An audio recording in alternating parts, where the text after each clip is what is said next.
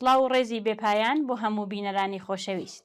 ئازیزان، من زارا مەحموودی هاتوومەتەوە خزمەتتان بۆ پێشکەشکردنی ئەڵلقەیەکی تر لە بەرنامەی ئاسوێ بەرابەری کە لە بەرنامەی ئەمڕۆماندا ئێوەی ئازیز بینەر و بیسەری بابەتێک دەبن لەژێر سەردێڕی دۆخی ژنان لە کوردستان پێویستی بە بزوتنەوەیەکی یەکسانی خوازە کە لەم بابەتەدا خاتوو لاوژە جەواد وەڵامی چەند پرسیارێک ئەداتەوە تایبەت بە بزوتنەوەی ژنان لە کوردستان. بەو هیوایە بەرنامەی ئەمڕۆشمان جێگای ڕزایەتی ئێوەی ئازیز بێت. فەرموون بۆ بینینی.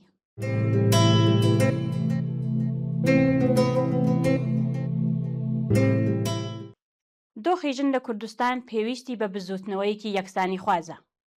دەوترێت سەرهەڵدانی بزوتنەوەی ژنان لە کوردستان وەک زەرورەتێک بۆ باشترکردنی بارودۆخی ژنان نەیتوانیوە بە پێویست کاریگەری خۆی هەبێت، بە تایبەت لە ڕووی شکاندنی زیاتری کۆت و بەندە کۆمەڵایەتی و سیاسیەکان. خودی ئەقلیەتی خێڵەکی دەسەڵاتی سیاسیش لە کوردستاندا هۆکارێک بووە بۆ چەقبەستووی دۆسیەی ژنان لە خاڵێکی جێگیردا. لاوژە جەواد چالاکوانی بواری ژنان لە وڵاتی دانمارک تیشک دەخاتە سەر بزوتنەوەکانی ژنان لە هەرێمی کوردستان و هەروەها میکانیزمی کارکردن و هەنگاوە پێویستەکان بۆ قۆناغەکانی داهاتوو بەم شێوەیە وەڵامی پرسیارەکان دەداتەوە. پرسیاری یەکەم لە چوارچێوەی گۆڕانکاریە کۆمەڵایەتی و سیاسیەکانی ئەمڕۆی کۆمەڵگای کوردیدا زۆر جار لێرە و لەوێ گوێبیستی وشەی بزوتنەوەی ژنان دەبین. ئەم وشەیە بە مانای چی دێت و لە ڕووی پێناسەشەوە دەکرێت لە ژێر چەند مانە و پێناسەیەکدا چڕ بکرێتەوە.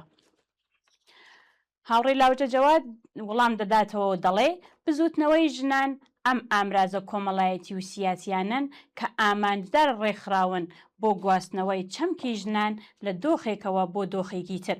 بە زۆری خودی ژنان تیار کراون و بۆنەتە سەرباز بۆ بردنە پێشەوەی ئەم ئەرکە و وشەی بزوتنەوەی ژنان وشەیەکی گشتیە و بە پانتایی بزوتنەوەی کۆمەڵایەتی و سیاسیەکان لە کوردستان. بە پێشمارەی حیزبەکان ڕێکخراوی ژنان هەیە و لە هەر کامەیان پرسیار بکەیت ئەرکیان چییە وەڵامیان خەبات بۆ گۆڕینی دۆخی ژنانە. بەڵام لێرەدا گرنگ ئەوە ئەمە ڕێکخراوانە بە چه عەقڵیەتێکەوە هاتوونەتە مەیدان و بەکردەوە دەیانەوێت دۆخی ژنان بەرەو دۆخێکی تر برن. بە بۆچوونی من ئەمانە بەشی هەرە زۆریان پاڵنەرن بۆ دواوە. مێژووی خەباتی پێشکەوتن خوازانەی ژنان لە درێژایی 100 ساڵی ڕابردوو یەک ئاراستەی هەبووە و ئەویش وەستانەوە بەرامبەر دابوونەریت و دواکەوتوو یاسای پیاوسالاری دینەکان. کوردستان ناتوانێت دابڕاو بێت لە میژووە. بۆ نمونە ئەوانەی کە لە کەناڵەکانی ڕاگەیاندن دەردەکەون و دەڵێن فرەژنی لە بەرژەوەندی ژنان یان ئەو مەڵایانەی کە بە بەردەوامی لە مینبەری مزگەوتەکانەوە دەردەکەون و سۆکایەتی بە ژنان دەکەن بەڕای من دەچنە چوارچێوەی بزوتنەوەی ژنانەوە. چونکە دەیانەوێت دۆخ و ڕەوشی ژنان بەرەو ئەقارێک برن کەواتە چەندین جۆر لە بزوتنەوەی ژنانمان هەیە، لە بزوتنەوەی ژنانی چەپ و کۆمۆنیست و فمینیست و هەروەها ئیسلامی و هتد. بەڵام بە بڕوای من ئەوەی کە پێویستە لە ئێستادا هەبێت و بەهێز بێت بزوتنەوەی یەکسانی خوازی ژنانە کە سەر بە بەرەی ئازادی خوازی کۆمەلگایە و بڕوای بە یەکسانی بێقەید و شەرت هەیە و تەنها زەرورەت و تەکوینی ژیانی ئینسان بنەمایە بۆ خەباتەکەی نەک شەریعەت و دابوونەریتی کۆن. بەداخەوە ئەم جۆرە لە بزوتنەوەی ژنان بە بەردەوامی لەلایەن دەسەڵاتەوە ڕێگری لێکراوە و سەرکوت کراوە. پرسیاری دووهەم بەم شێوەیە کەواتە لە ڕوانگەی ئەم پێناسەیەوە تا چەند پێدوایە لە ئێستادا بزوتنەوەی ژنان لە کوردستاندا بە شێوەیەکی کاریگەر بوونی هەیە. وەڵام دەداتەوە و دەڵێ ئەگەر بەپێی ئەو پێناسەیە لەسەرەوە قسەم لێ کرد لە بزوتنەوەی یەکسانی خوازی ژنان وەک بزوتنەوەیکی ئازادی خواز لە کوردستان بکەم دەتوانم بڵم لە ئێستادا لاوازە لەبەر ئەوەی بزوتنەوەی چەپ لە کوردستان پاشەکشەی پێکراوە. بوونی هەیە بەڵام لە دیفاعێکی زۆر لاوازدایە و ناتوانێت بەر بە ڕەهەندی کۆنەپەرستی لە کۆمەلگا بگرێت و ببێتە بربەستێک بەرامبەر ئەم هەموو هێرشەی ئەمڕۆ بەرامبەر بە هەویەتی ئینسانی ژنان دەکرێت لە کۆمەلگادا. دیارە ئەوەش هۆکاری خۆی هەیە. من پێم وایە بزوتنەوەی ژنان بزوتنەوەیکی سیاسی و کۆمەڵایەتیە، کاتێک ئەو لایەنە سیاسیانەی کە بە جددی باوەڕیان بە یەکسانی ژن و پیاو هەیە لە کۆمەلگا بەهێز دەبن. بە دڵنیایەوە بزوتنەوەی یەکسانی خوازیش بەهێز دەبێت. ئێمە ساڵانی نەوەتەکانمان بیرە کە چەپ و کۆمۆنیستەکان جێگا و ڕێگای خۆیان هەبوو لە ساحەی سیاسی کوردستان و پێداگریان لەسەر مافە ئینسانیەکانی ژنان دەکرد و هێرشی توندیشی دەکردە سەر ئەو بۆچوونە کۆنەپەرستانەی کە کووت و زەنجیریان دەخستە قاچی ژنانەوە.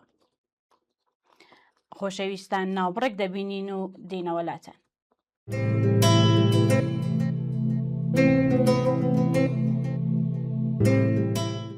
پرسیاری سێهەم بەم شێوەیە. پرسیار ئەگەر یەکێک لە ئامانجەکانی دەرکەوتن و دروستبوونی بزوتنەوەی جیاوازەکانی ژنان بریتی بێت لە ئازادکردنی ژنان لە کووت و بەندە سیاسی و کۆمەڵایەتیەکان، ئەو ڕێکخراوە بزوتنەوانەی ئەمڕۆ لە کوردستان بوونیان هەیە وەک کۆمەڵێک لایەنی داکۆکی کار لە مافەکانی ژنان تا چەند توانیویانە لە ڕوانگەی کاری ڕێکخراوەی خۆیانەوە لەو بەشەی کە پەیوەندی بە ئەرکی ڕێکخراوەی و هەیە لانی کەم بەشێک لە ماف و ئازادیەکان بۆ ژنی کورد دەستەبەر بکەن. بەم شێوەیە وەڵام دەداتەوە سەبارەت بە ئەوەی کە ئەم ڕێکخراوانە توانی بیانە تا چەند مافەکانی ژنان دەستەبەر بکەن، بێگومان دەڵێم نەخێر. لەبەر ئەوەی ئەم ڕێکخراوانە دروستکراوی کۆمەڵک حیزبی سیاسین و هەر یەک بە ئارەزووی لایەنەکەی پرسی ژنان دەباتە پێشەوە و ئەوەش حەقی خۆیانە.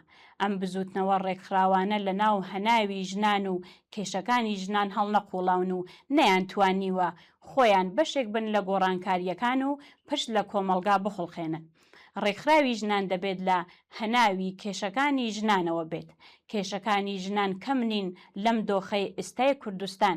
ئەگەر هەر ئاوڕێکی خێرا بدەینەوە تەنها لە سەرەتای سەرهەڵدانی داعشەوە بە ئاسانی دەبینین تا ئێستا ژنان چەندین باجیانداوە لە قەیرانی سەپێنراوی ئابووری و خراپبوونی خزمەتگوزاریەکان و نەبوونی موچە و هەروەها دۆخی ئابووری خراپ و هەموو کێشەکانی تر کە چەند بەسەر ژنانەوە شکاونەتەوە.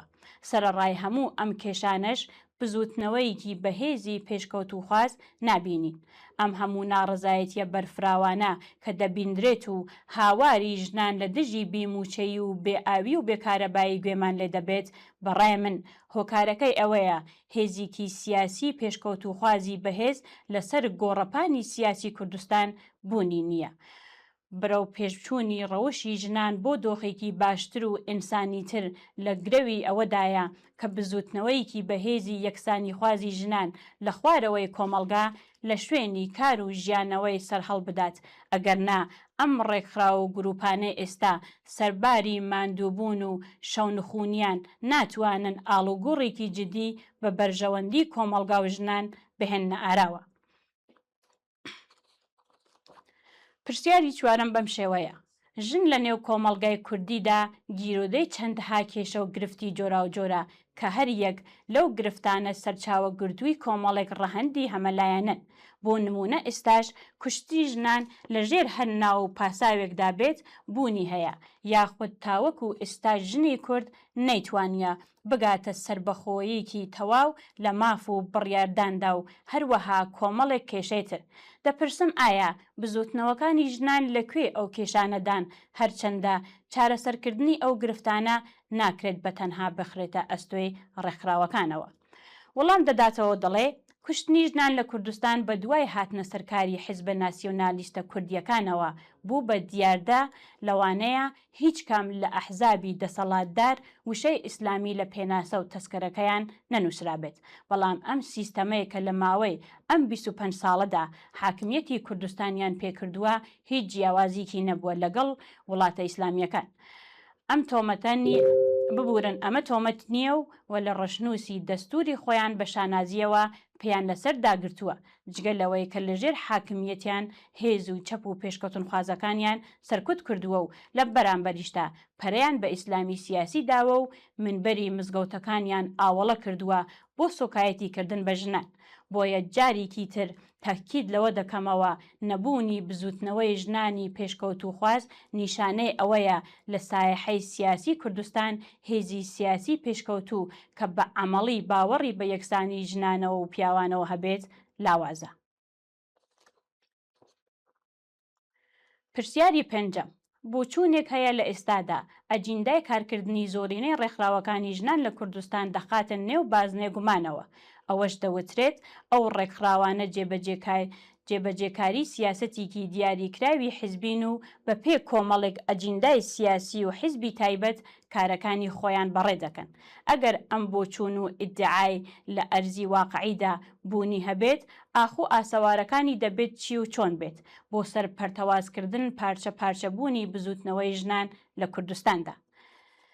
لاوژە جەواد وەڵام دەداتەوە و دەڵێ سەرباری هەر سەرنجێک کە لەسەر ڕێکخراوەکانی ژنان هەمان بێت، بەڵام ئەوانەی کە لە سەرچاوەی ئەم کێشانە دەخەنە ئەستۆی ڕێکخراوەکان خۆیان لە کێشە واقعیەکان دەدۆزنەوە، تەنها دەیانەوێت خەڵک لە ڕێکخراوبوون بسەلمێننەوە.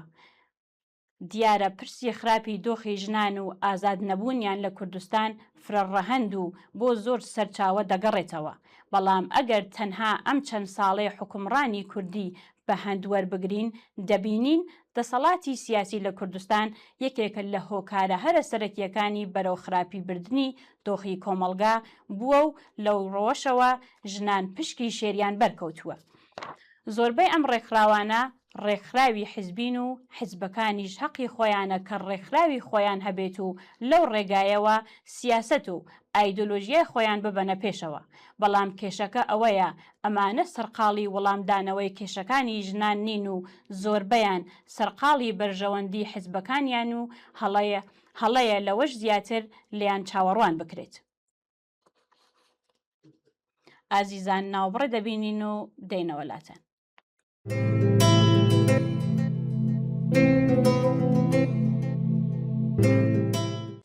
پرسیاری شەشەم بەم جۆرەیە: قوڕخکاری دەسەڵاتی سیاسی لە کوردستان لەلایەن پیاوانەوە کاریگەری هەبووە لەسەر پەرتەوازبوون و نەبوونی یەک هەڵوێستی و یەک ڕێزی بزوتنەوەکانی ژنان بەگشتی. وەڵام دەداتەوە دەڵێ کوردستانیش وەک هەر کام لە کۆمەڵگا نەریتەکانی تر بە درێژایی مێژوو گەورە سالاری و پیاو سالاری زاڵ بووە بەسەریا و هەتا وەکو ئەمڕۆژ کەرتوری خێڵەکی لە سەرکارە و لەم نیزامەدا ژن نەتەنها سەرۆک نەبووە، بەڵکو ژنە سەرۆکیش نەبووە. 50 ساڵە سەرۆکی هەرێمی کوردستان سەرۆکی حیزب و میلەتە، بەڵام تاوەکو ئێستا ملەت هاوسەری سەرۆکی نەبینیوە. لە مێژووی ئەم کەلتورە خێڵەکیەدا پیاو سەرۆک خێڵ بووە، پیاو مەڵاو و وتاربێژ بووە، هەروەها سەرۆک عەشیرەت و موختار و یاسادانەر بووە. ئەم عەقڵیەتە خێڵەکیە درێژ بووەتەوە بۆ ناو دەسەڵاتی سیاسی و ئێداری کوردستان و کۆمەڵگا بە پێی بەرژەوەندی یاسای ئاین کە یەکێکە لە کۆڵەکەکانی پیاوسالاریدا ڕێژراو. سەرجەم پۆستە سەرەکیەکان لە لای پیاوەوە داگیر کراوە. ئەگەر بەم دوایانە ژنان دەستیان گەیشت بێت بە هێندێ پۆست بە دڵنیاییەوە، یان پۆستەکە زۆر ئەعتباری نەبووە، یان خودی ئەو ژنانش نەیانتوانیوە خۆیان بن و تەمسیلی پیاویان کردووە لە قازانجڕەوەندی پیاوسالاریدا، هەروەک ئەو ژنانەی پەرلەمانی کوردستان کە دەستیان هەڵبڕی بۆ یاسای فرەژنی. پرسیاری حەوتەم: باشترین ڕێوشن بۆ بنیاتنانی بزوتنەوەیەکی ژنانی بەهێز چییە لە واقعی ئەمڕۆی کۆمەڵگای کوردیدا؟ بەم شێوەیە وەڵام دەداتەوە. لە واقعی کۆمەڵگای کوردی و لە هاوکێشەی سیاسی و ئابووری کۆمەڵایەتیەکان پارسەنگ بە قازانجی کۆنەپەرستی و پیاوسالاریە. سەرجەم ئەو هێزانەی کە ڕۆڵیان هەیە لە حاکمیەتی کوردستان ئەگەرچی لەسەر بەڕێوەبردن و بوارەکانی تر زۆر ناکۆکیش بن، بەڵام تێکڕا هاودەنگن لەسەر حاکمیەتی پیاوسالاری. بەڕای من بزوتنەوەی یەکسانی خوازی ژنان دەبێت لە دەرەوەی پاشکۆیەتی و ئەو حیزبانە و لە جەرگەی کێشەکانی ژنانەوە سەر هەڵبدات و کێشە واقعیەکانی ژنان بخاتە ڕوو. واتە ڕابەرانی ئەم بزوتنەوەیە هەڵقوڵاوی ناو جەرگەی بەرەبەرەکانی و ناڕەزایەتیەکانی ژنان بن بە شێوەیەک ئەوەندە بەهێز بێت کە بتوانێت فشار بهێنێت و ڕۆڵی هەبێت لە دۆزینەوەی ڕێگاچارە لە هەڵتەکاندن و سەر لە نوێ بنیاتنانەوەی کۆمەلگا لە ڕیشەوە. هێزێک بێت فشار بهێنێت بۆ جیاکردنەوەی دین لە دەوڵەت و سەپاندنی سکۆلاریزم لە کۆمەلگادا، چۆنکە ئەم کۆمەلگایە لە بناغەوە پێویستی بە بنیاتنانەوە هەیە. پرسیاری هەشتەم و دوا پرسیار: هۆکار چییە کە بزوتنەوەکانی ژنان بەهۆی ئایدیا و ڕیفۆرمە جیاوازەکانەوە بە شێوەیەکی گشتی کە نەیانتوانیوە لە هێندێک لە ئامانجەکانی تایبەت بە پرسەکانی ژنانەوە خاوەنی یەک دەنگ و یەک هەڵوێسپێن، لە کاتێکدا زۆرینەی ئەو بزوتنەوانە وەکو خۆیان ئیدعای دەکەن ئامانجیان دەستەبەرکردنی ماف و ئازادیەکانە بۆ ژنان. خاتولاوژە جەواد وەڵام دەداتەوە دەڵێت ئەم ڕێکخرا و گروپە جۆرا و جۆرانەی ژنان لەسەر بناغە و بوچوونی جیادا مەزراون، هەر یەک ئامانجێک دەباتە پێشەوە دەکرێت بە هەمویان بزوتنەوەی ژنان بن، بەڵام ناتوانن بزوتنەوەی یەکسانی خوازی ژنان بن. ئیمکانی هەیە بتوانن لەسەر چەند پلاتفۆرم و لایەحەیەکی هاوبەشت لەسەر چەند خاڵێک کار بکەن، بەڵام ناتوانن پێکەوە هەڵگری یەک ئاڵا بن. لەبەر ئەوەی من خۆم وەک نمونە ئامادە نیم هیچ سازشێک لەسەر پرسی یەکسانی ژن و پیاو بکەم و هیچ شتێکیشم لا پیرۆز نییە و هیچ پاساوێک بۆ بە کەمزانینی ژنان بە ڕەسمی ناناسم. پێم وایە بۆ خوشکێکی موسڵمانیش هەر بە هەمان شێوەیە، ئەویش ئامادە نییە سازش لەسەر ئەحکامی ئیسلام بکات کە ژنان زەعیفەن. پرسەکە لێرەدا ئەوەیە کام بزوتنەوەیان بەهێزترن.